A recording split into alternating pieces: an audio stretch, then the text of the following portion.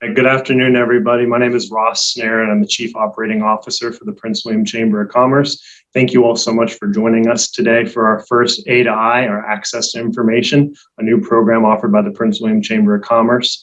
Just a disclaimer, this message contains information and content supplied by third parties. The information about the providers, programs, projects, and services contained in this message does not constitute an endorsement, recommendation, or favoring by the Prince William Chamber of Commerce, board of directors, or employees of any specific provider, program, project, or service. It is your responsibility to verify and investigate the providers and services.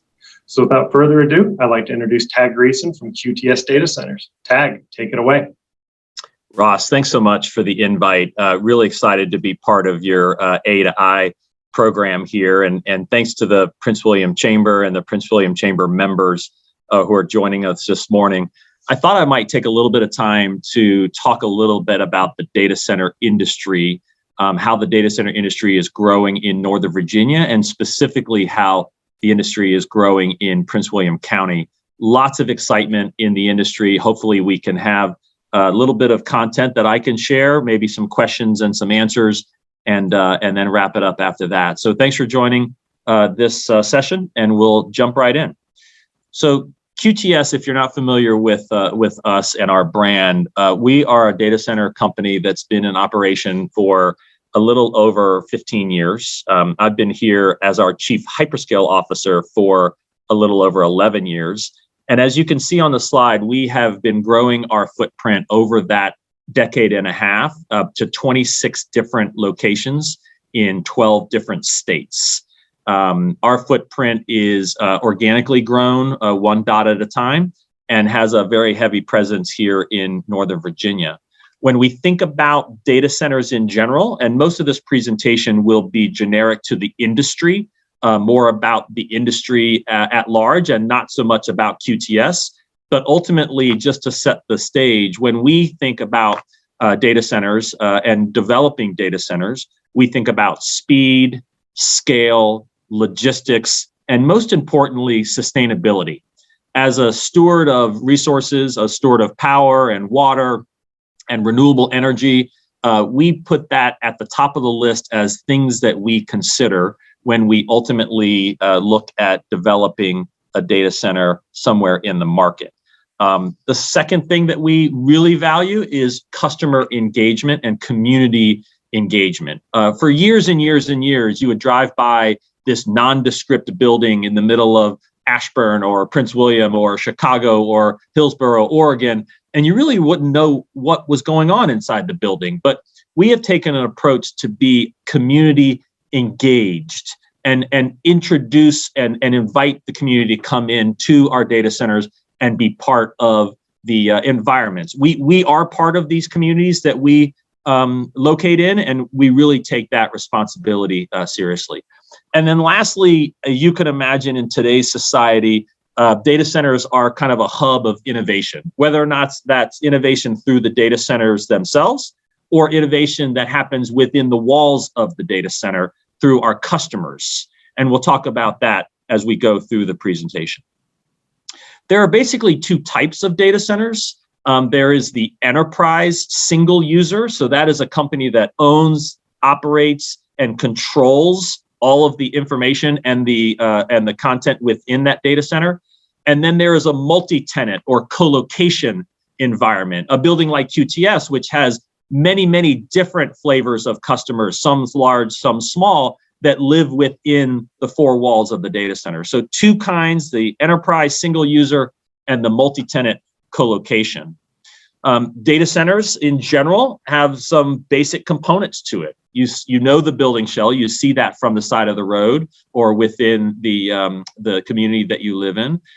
There is interior space that we pay a lot of attention to, security inside and outside, and of course, cyber. You can't look at the news these days and not understand that there's been a cyber attack on a pipeline or a meatpacking facility, or someone's social security has been compromised. And we take that security, that integrated security, very seriously as an industry.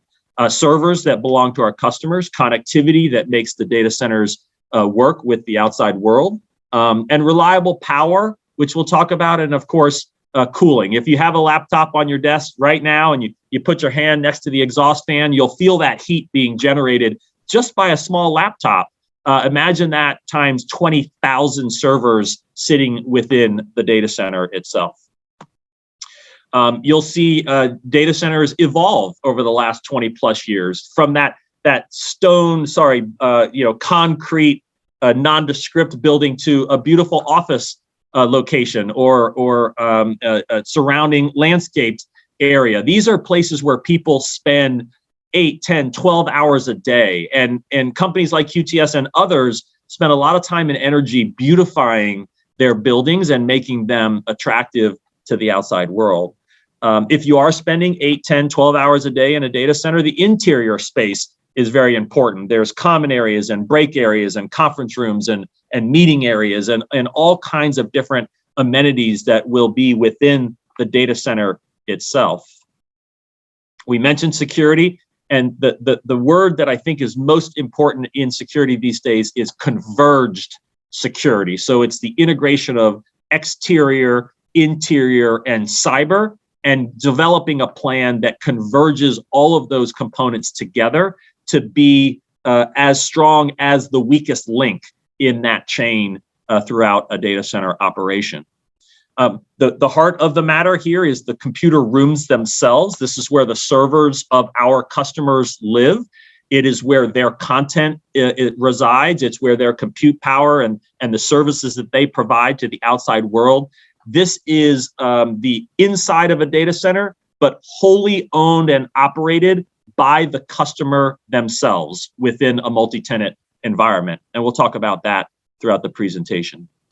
These buildings are nothing if they're not connected to the outside world, and having that connectivity from one building out to another building or one building to the broader internet is the lifeblood. The heartbeat is the server room. The lifeblood is the connectivity to the outside world, and that is a very, very important component of the infrastructure. I mentioned power and cooling, and keeping these buildings up and running 24/7, 365 is the mission of a data center company. Can you imagine if you go to your favorite website and it's not working? That is a devastating experience for a customer and for a business. And our job is to keep the infrastructure up and running at all times. We see data centers coming up and being built all the time. You go through Northern Virginia, you go to other areas like Atlanta or Dallas or Chicago or the Bay Area. And what's driving this demand? People will ask, why do we need so many data centers? But if you step back and learn one thing from the pandemic, there weren't, in my opinion, any new trends created in the pandemic, but there was an acceleration of several trends: remote learning, online banking, online shopping, entertainment, e-commerce, social media, this concept of the Internet of Things. I could imagine you in the audience have dozens of connected devices within your home, whether they're speakers or smart refrigerators or Apple Watches or wearable devices. There are so many things that are connected in our life that ultimately run through the data center.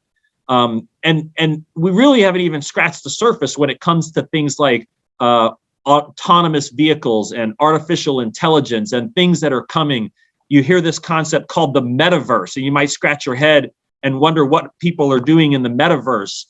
There is a whole host of innovation that is coming that will drive the demand for the economy of the future, which is the base of the data center industry.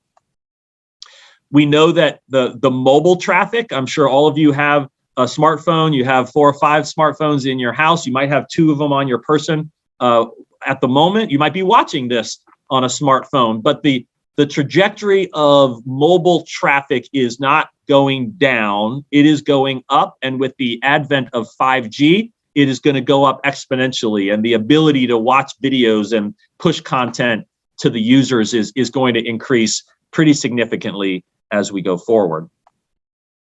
I mentioned the Internet of Things, these connected devices. These are in the billions of connected devices.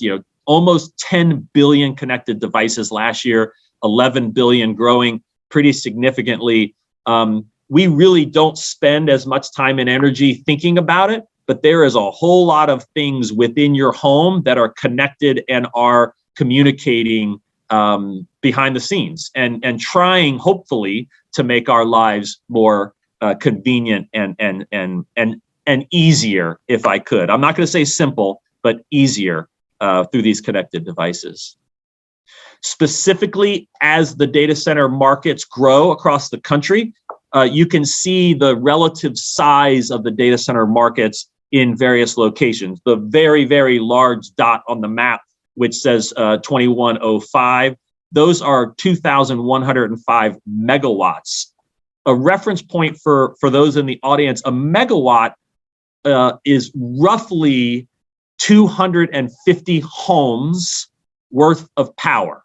So it would take 1 megawatt. The 1 megawatt could power about 250 homes, and so this is 2,000 megawatts to power this portion of the economy. You see Chicago and in the Pacific Northwest and the Bay Area and in Dallas. Obviously, Northern Virginia is the largest of the markets here domestically and around the world. When you dig down into the specific submarkets within Northern Virginia, I think it's no secret that Loudoun County has grown faster in the data center industry with 100 plus active projects, $26.6 billion of capital investment in the last 6 or 7 years. Prince William is coming along in second place, if you will, if there's some sort of ranking, well over 50 projects and $7.5 billion of capital invested in York County, Fairfax County, and Fauquier County coming along. I think it's important to note that QTS has locations in Loudoun County, in Prince William County, and in Henrico County down near Richmond within the Commonwealth itself. But why are data centers important, and why are they growing, and what are they doing? What are the components of a data center that are attractive to an individual locality? There's tremendous capital investment, as we just talked, by the companies and the customers within the data center. A huge driver of local tax revenue, high wage jobs, which you'll talk about, but most importantly, to get the number of jobs and the revenue. If you did that outside of the data center, you'd have to build more homes, more schools, more roads, and there's a very, very low demand on services from the data centers themselves because there is a smaller number of people working in and around the data centers versus the same amount of revenue that you might get from a traditional office complex. Construction jobs, we'll talk about that, and the hundreds and hundreds of jobs that are created by the data center industry every year. The technology ecosystem, and again, the push towards renewable energy is a large portion of the data center's focus. If you could imagine our balance sheet, you've got expenses on power, and that's the number one line item in our balance sheet. We spend a lot of time and energy making sure that we have low power usage, efficient power usage, and renewable power usage as it relates to the operation of the data centers themselves. Specifically in Prince William, again, since in the year 2018, and that seems a little dated, but this report was completed in January of 2020, and it is the full year of data that we had at our disposal in a report that was created by Northern Virginia Technology Council, as you see in the disclaimer at the bottom. But $615 million of indirect investment, over 1,200 direct and indirect construction jobs, and $67 million of direct and indirect construction labor income. Lots of investment in the county, and certainly you'll see in this next slide, that was the base mark in 2018. But if you look at the annual capital investment in data centers across all of Prince William in red, versus the capital investment by all other industries within Prince William, you can see a huge contribution over the years and an exponentially large contribution in 2019 and in 2020 as it relates to capital investment into Prince William County. We're talking about less than $250 million from all other industries and almost $2.5 billion from the data center industry in each of those 2 calendar years. Additionally, in Prince William during 2018, 1,700 full-time equivalent jobs were created.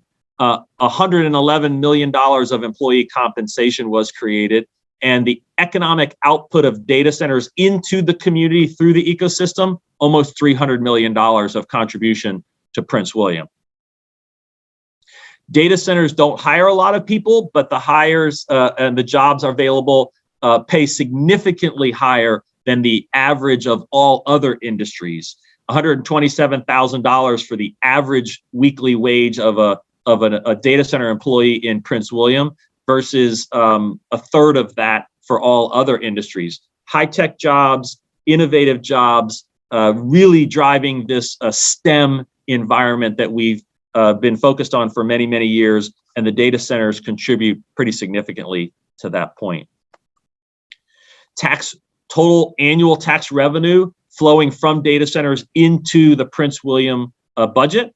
Ultimately, you see in 2012 all the way up through 2021, an 8-fold increase from $10 million of contribution in tax revenue to $80 million in 2021. Obviously, that trajectory continues up and to the right. A huge component of the data center industry pushing money and revenue into the Prince William budget that ultimately takes pressure off of homeowners and other small businesses as the county provides excellent services to their members, but also keeps their tax rate at a reasonable level. When you think about that contribution of local dollars, for every single dollar spent on local services within the county, and I gave you a comparison of the 3 counties that we happen to be in, Henrico, Loudoun, and Prince William, for every dollar that the county spends in local services, the data center revenue contributes $17.80 in Prince William, $15 in Loudoun, and $8 in Henrico. It's a huge investment in the county and a multiplier of the tax dollars that are raised through the annual budget. When we think about where data centers might be located, we look at very, very significant factors around access to connectivity, access to renewable energy, construction workforce, land availability, regulatory climate, tax burden, time to market, and certainly you can't forget workforce availability. If you are going to build a data center and operate a data center, having a qualified workforce and being able to bring that product, that data center to market as fast as possible are super, super important when we look at locations for where we might build our next data center. When we think about energy efficiency, I mentioned that power is the top of the list of expenses, of operating expenses for the data centers themselves. It's really interesting to understand that a 2020 study said that between 2010 and 2018, computing output, the ability for data centers to compute power and provide services, whether that's through ride sharing or online banking or online learning or social media or any other services you might get over the internet, came from a data center. And the computing output of those data centers jumped 6-fold, 600% between 2010 and 2018. And the energy consumption for the data center industry only rose 6%. That is an amazing efficiency of our largest expense item. It does 3 things for us. 1, it's good for our budget. It's amazing for our surrounding communities. And it is setting the stage for our long-term focus on goals that QTS and other companies have set around renewable energy and sustainability, which we'll talk about here in just a minute. In conjunction with Dominion Power, the data center industry has been very, very focused on partnering Dominion to develop their renewable generation capacity. About 36% of all of the renewable energy that Dominion creates has been attributed to a demand by a data center, whether that's directly from QTS in achieving our goals around renewable energy, or from one of our customers who's demanded that nexus between renewable energy generation and the usage of that energy in a nearby community. No more are the days where you could have a data center in Loudon and be comfortable that you had power generation in North Dakota. We need to continue to drive the nexus between the generation and the usage, and Dominion has been a great partner with the data center industry to continue to drive that mantra. The second thing we know that is super important around data centers is water usage and setting the tone for large sustainability goals. On the left-hand side of this chart, you'll see that we have goals at QTS to be 100% of renewable energy procured for our entire portfolio by 2025. We are pursuing green building certifications in 100% of our own facilities, the buildings that we own and operate by 2025. We conserve at least 15 million gallons of water per year. We'll talk about that in more depth here in a second. We've installed EV chargers in most of our facilities. There are a couple that we are unable to do, but we are trying to put EV chargers and encourage EV usage from our customers and our employees. And we recycle 90% of our operational waste, or have a goal to recycle 90% of our operational waste by 2025. On the right-hand side is a little bit of a busy chart. You can take a look at that at your leisure. You could pause this presentation and just kind of look at it. But it talks about QTS's ability to recycle material and install efficiencies through things called blanking panels, which push hot air in a specific direction within a data center. The amount of water we've conserved, the amount of green power that we've used. And it is really something important that I'll highlight. We also partner with our communities here at QTS to plant trees through the American Forest Organization. And every time we close a deal or sign a lease, for every dollar we bring in, we plant one tree in the through the American Forest Society to give back to our environment and be a good steward. On the bottom right, you'll see that for the amount of revenue we bring in a certain year, we will create clean drinking water and sometimes establish a well for a community in a location around the world to provide clean drinking water through World Vision for people that have never had it before. You might say to yourself, those two things have nothing to do with the data center, but they have everything to do with being a good steward of our environment. Our commitment to sustainability continues around water efficiency and the way we incrementally deploy our data centers. It really allows us to focus on recyclable energies and understanding our supply chain. It's one thing for QTS to be conscious and focused. It's another thing to reach into our supply chain and make sure our partners are doing similar things to be good stewards. And you can see on this list all the different things we try to focus our energy on to be sustainably oriented in our operation.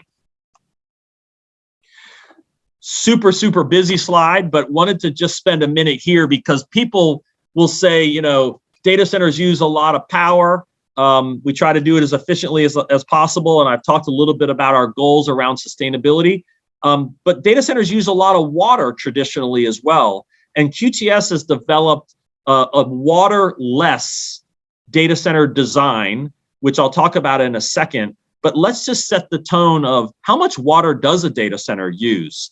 On the top right, you'll see that the typical person uses about 80 gallons a day. That's in toilets and washing and laundry and drinking and those kind of things. The typical family, about 300 gallons a day. The typical data center, and 48 megawatts is a pretty large data center, but a typical design, over 1.1 million gallons of water per day. That is the equivalent to an 18-hole golf course, which also uses about 1.1 million gallons per day. Now look at the QTS waterless design, and we say minimal water because we are still flushing toilets, and our customers and employees are still drinking out of the water faucets, and we're still washing our hands. But the minimal water usage in our 48 megawatt data center is only 2,000 gallons. The size of that is basically the equivalent of normal consumption, typical family or personal consumption. The way we do this is through a closed loop system. On the bottom left of this chart, you can see that there is water coming into the system. There is a closed loop that allows the circulation of that water through our cooling apparatus, and then it circulates back and is the heat is contained, and ultimately the system completes the loop with very, very minimal water lossage at all.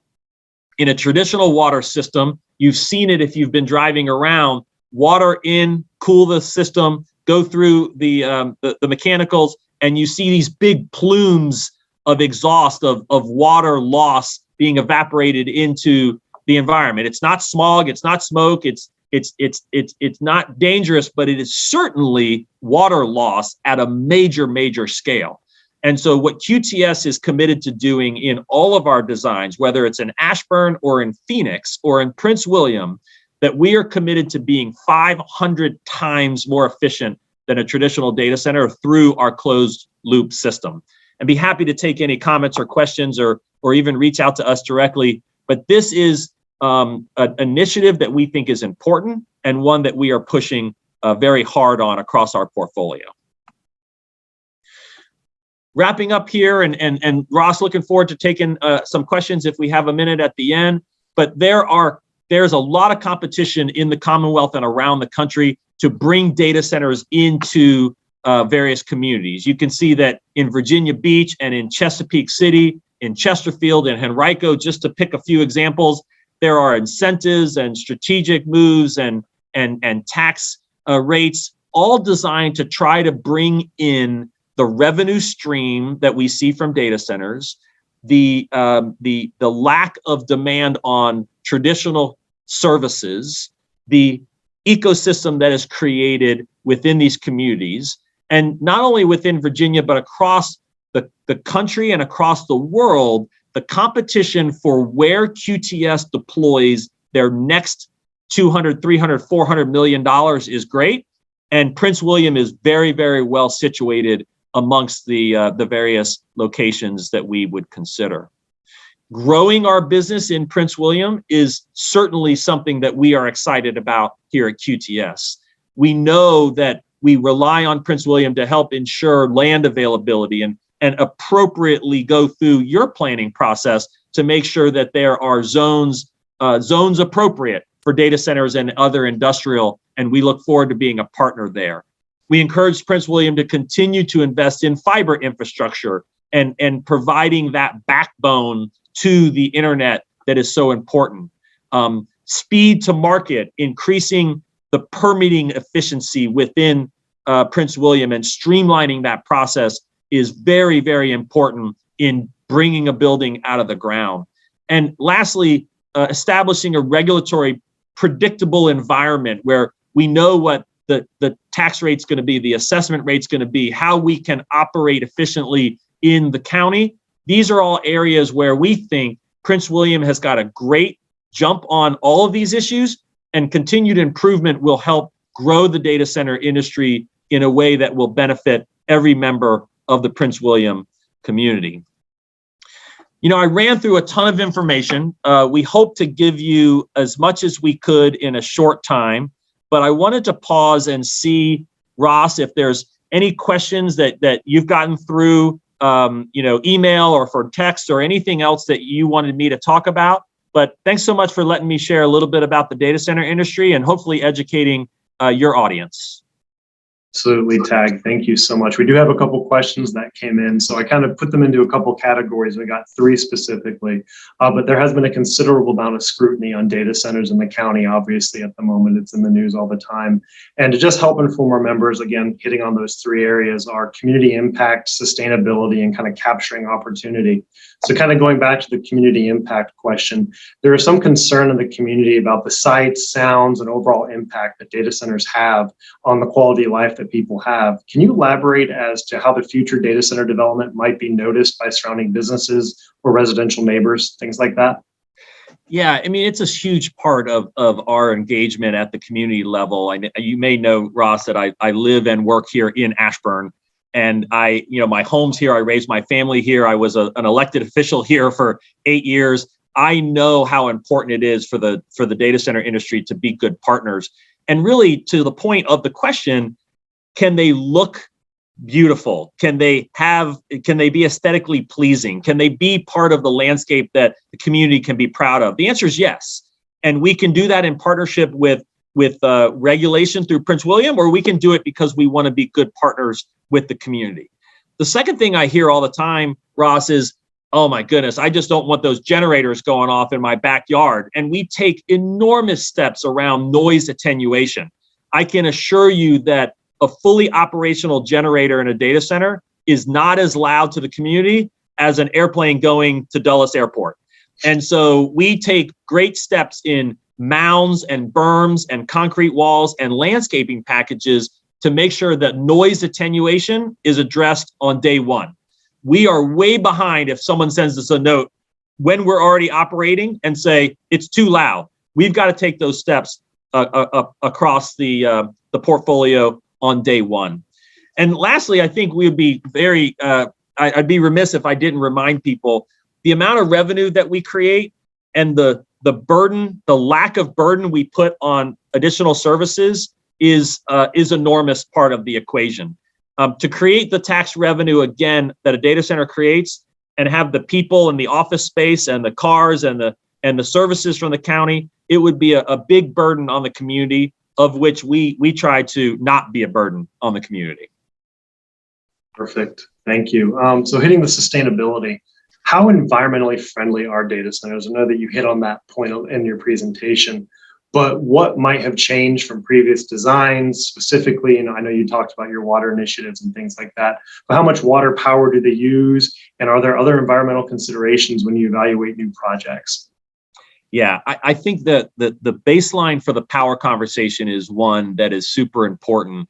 If we all can admit that we rely on these phones every day and we rely on buying things and having them delivered the next day and online learning and online banking and online medicine, and that has become a fabric of our society, if we were to create those services outside of a centralized data center, like we did them in a law office, or we did them in the Prince William Chamber office, or you had your own services and everybody created their own mini data center, we would be 84% less efficient than consolidating all that usage at scale within the four walls of an operational data center. And so knowing that we are creating data centers at its heart is 84% more efficient than distributed services provided by individual entities.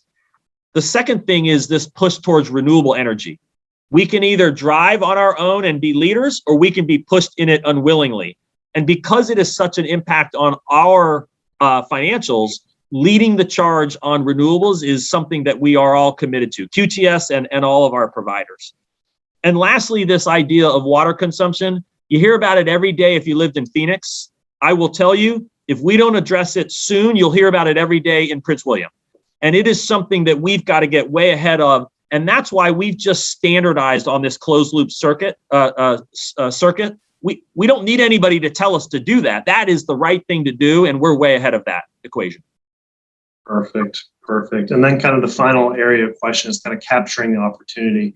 With the current debate around the county's comprehensive plan, it's important that we consider how data centers can be strategic partners to the business community and the county as a whole. How should we be thinking about the future role of data centers in Prince William County? Well, thanks, Ross. I appreciate that. When we think about data centers partnering with Prince William, we've got a great foundation. We've got the technology ecosystem. We've got the construction jobs that continue to grow project by project. We know that data centers are, as we talked earlier today, a high value taxpayer to the county with minimal strain on county services, minimal traffic creation, and a minimal burden on additional county services. So the foundation for a partnership with the data center community is very strong within Prince William. As we move forward and attract additional data centers into the county, we know that speed to market, a regulatory environment that we can count on, a tax structure and an assessment process that is valid and strengthened by good work from members of the county. But none of that is really possible, and the growth of the data center industry, I think, will be hampered if we can't allocate the necessary land, power, fiber, and workforce. We talked about all those items in our conversation earlier this morning. Ultimately, Prince William has a great opportunity ahead of itself.